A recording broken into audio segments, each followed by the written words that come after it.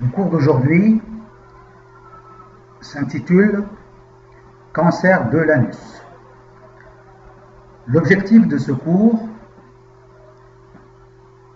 il s'agit de connaître les principales caractéristiques épidémiologiques, de connaître les principales manifestations cliniques de ce cancer, connaître également les données de l'examen clinique et notamment les différentes formes anatomiques, connaître également le bilan à réaliser devant cette pathologie et enfin connaître les principes thérapeutiques. Le cancer de l'anus est un cancer qui est rare. Il représente 2 à 4% des cancers colorectaux. En effet, il représente un cas par an pour 100 000 habitants, pour 100 000 femmes, et un cas tous les 3 ans pour 100 000 hommes.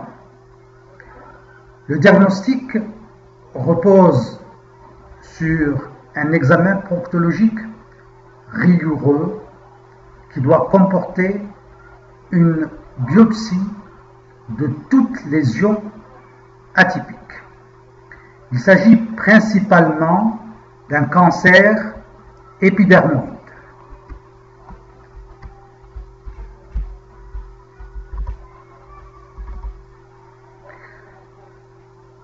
Quels sont les facteurs favorisants de ce cancer? Il faut noter l'association de ce cancer avec le virus HPV. Ce virus est transmis lors des rapports sexuels. Le plus souvent, ce virus ne se manifeste pas, mais peut donner des condylomes ou rester présent dans les cellules de la peau de l'anus. Parmi les facteurs favorisants, il y a également la pathologie locale inflammatoire chronique. Il faut noter également la richesse de la vie sexuelle, notamment dans la population homosexuelle masculine. Toujours parmi les facteurs favorisants, il faut noter la notion d'immunodépression. D'où la nécessité d'une surveillance comportant un examen histologique systématique chez des sujets ayant présenté des condylomes anaux avec dysplasie sévère, chez les homosexuels masculins et chez les femmes avec des antécédents de dysplasie sévère ou de carcinome du col utérin. Tableau clinique. Le cancer de l'anus se présente sous forme de manifestations qui sont très variées, peu spécifiques et parfois trompeuses. La première manifestation, ce sont les rectorragies. Alors, comme on l'a précisé dans le cours sur l'examen proctologique, il n'existe aucun caractère de la rectorragie qui permet de distinguer une rectorragie en relation avec une pathologie bénigne d'une rectorragie en relation avec une pathologie tumorale et notamment une pathologie tumorale maligne.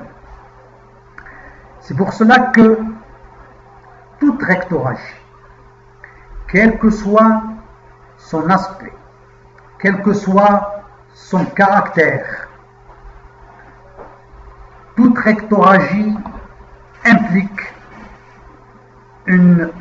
d'abord un examen proctologique rigoureux et une exploration endoscopique basse. Parmi les manifestations cliniques du cancer de l'anus, il faut noter la douleur. Cette douleur peut revêtir différents aspects. Il peut s'agir d'un syndrome fissuraire typique. Il peut s'agir également d'une simple sensation de gêne, parfois d'une pesanteur anale. Il peut s'agir tout simplement d'une brûlure ou un simple prurite. Ceci implique que devant toute symptomatologie anorectale, il faut pratiquer un examen proctologique rigoureux. Troisième symptôme, ce sont les faux besoins. Il faut noter également la possibilité de survenue d'un suintement sérosanglant. Recherchez également une incontinence fécale qui peut s'expliquer par une extension de ce cancer à l'appareil sphinctérien. Il peut également se manifester par une masse anale ou une formation se prolabant lors de la défécation.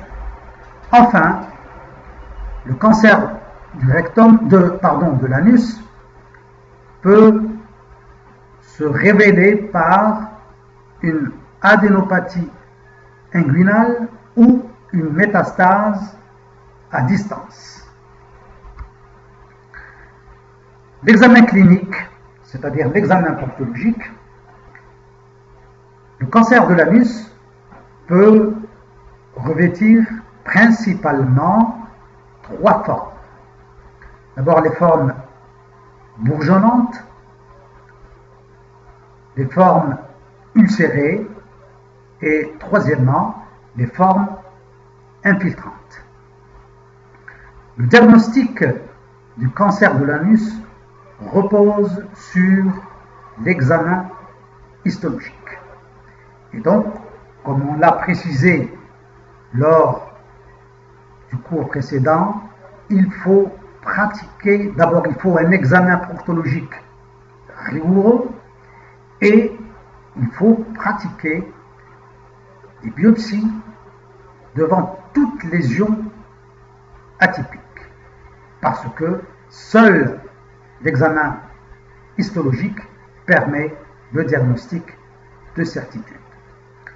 Devant un cancer de l'anus, il faut pratiquer un bilan, notamment un bilan d'extension. Et on commence par le bilan d'extension locale. Ce bilan d'extension locale comporte d'abord un examen clinique par le toucher anorectal et le toucher vaginal. Ce bilan comporte également une anuscopie et une rectoscopie. Enfin, une imagerie, notamment une tomodensitométrie et une échographie endoanale. Concernant le bilan ou le bilan à viser ou le bilan à la recherche d'une extension régionale, il faut rechercher à l'examen l'existence d'adénopathie inguinale ou pelvi-rectale. Pour ce qui est du traitement, les principes sont les suivants. Alors, les objectifs du traitement, c'est de contrôler ou d'assurer un contrôle loco-régional de la tumeur et de préserver, si possible, la fonction sphinctérienne. Pour ce qui est des méthodes thérapeutiques, il s'agit essentiellement d'une radiothérapie, de la radiochimiothérapie, et éventuellement la chirurgie qui est réservée exclusivement aux échecs de la radiochimiothérapie. Les indications thérapeutiques reposent sur la classification TNM. Vous avez sur ce tableau la classification TNM qui comporte le T, c'est l'appréciation de la tumeur primitive, le N, c'est l'existence ou non d'adénopathie, le M, c'est les métastases à distance. Pour ce qui est des principes thérapeutiques, pour une tumeur classée T1, T2, on préconise une radiothérapie isolée ou une radiochimiothérapie. Pour une tumeur T3, T4, une radiochimiothérapie. On pratique également un bilan général à la recherche de métastases hépatiques, de métastases pulmonaires, péritonéales ou osseuses. Pour ce qui est des résultats du traitement, la conservation de l'anus est obtenue dans 3/4 des cas. Pour ce qui est des tumeurs classées T1, la guérison est obtenue dans 85 à 90% des cas à 5 ans. Après une radiochimiothérapie, les récidives se voient dans 20% des cas. Le succès de la chirurgie secondaire est obtenu dans 1 cas sur 2.